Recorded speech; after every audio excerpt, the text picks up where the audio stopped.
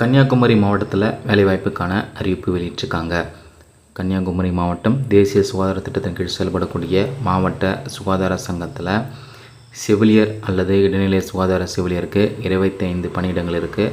அடுத்து மருந்து ஆளுநருக்கு 1 பணியிடம், ஆய்வக நுட்புணருக்கு 3 பணியிடங்கள், பல்நோக்கு பணியாளருக்கு 3 பணியிடங்கள், ஆலோசகருக்கு 1 பணியிடம்.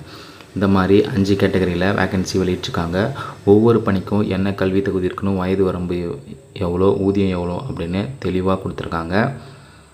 கன்னியாகுமரி மாவட்டத்தோட அஃபிஷியல் வெப்சைட்டில் அப்ளிகேஷன் ஃபார்மட் இருக்குது. அதை நீங்கள் பிரிண்ட் எடுத்து உங்களுடைய டீட்டெயில்ஸை ஃபில்லப் பண்ணி சர்டிஃபிகேட் ஜெராக்ஸை அட்டாச் பண்ணி சென்ட் பண்ண சொல்லியிருக்காங்க.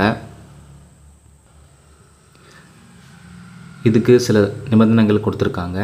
இந்த பதவி முற்றிலும் தற்காலிகமானது, எந்த காலத்திலும் பணி நியமனம் செய்யப்பட மாட்டாதுன்னு சொல்லியிருக்காங்க. மாவட்ட சுகாதார சங்க தலைவரின் முடிவே இறுதியானது. தேர்ந்தெடுக்கப்படும் பணியிடங்கள் எண்ணிக்கை மாதலுக்குட்படுதுன்னு சொல்லியிருக்காங்க. பணிகள் சேர்வதற்கான அண்டர்டேக்கிங் ஃபார்ம் கொடுக்கணும் அப்படின்னு சொல்லியிருக்காங்க. அதுவும் 11 மாதத்துக்கான ஒப்பந்த கடிதம் அளிக்க வேண்டும்னு சொல்லியிருக்காங்க. தமிழ் லாங்குவேஜ் கட்டாயம் தெரிஞ்சிருக்கணும் அப்படின்னு சொல்லியிருக்காங்க. அடுத்தது உங்களுடைய விண்ணப்பத்தில் பாஸ்போர்ட் சைஸ் ஃபோட்டோ ஒட்டியிருக்கணும். வீட்டு முகவரியும் அலைபேசி எண் சரியாக குறிப்பிட்டிருக்கணும்னு சொல்லியிருக்காங்க. உங்களுடைய டேட் ஆஃப் பர்த்துக்கு பர்த் சர்டிஃபிகேட் அல்லது 10ஆம் வகுப்பு சான்றிதழ் அல்லது 12ஆம் வகுப்பு சான்றிதழ் வைக்க சொல்லியிருக்காங்க. கல்வி தகுதிக்கான சான்றுகள் இணைக்க சொல்லியிருக்காங்க. பட்டயச் சான்று அல்லது பட்டச்சான்று முடிச்சிருந்தீங்கன்னா அதோட மதிப்பெண் சான்றிதழ் வைக்க சொல்லியிருக்காங்க. இருப்பிடச் சான்றுகள் வைக்க சொல்லியிருக்காங்க.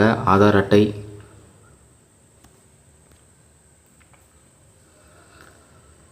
உரிய நிறுவனத்திலிருந்து பெறப்பட்ட தலையின்மை சான்று இருந்தால் கொடுக்க சொல்லியிருக்காங்க.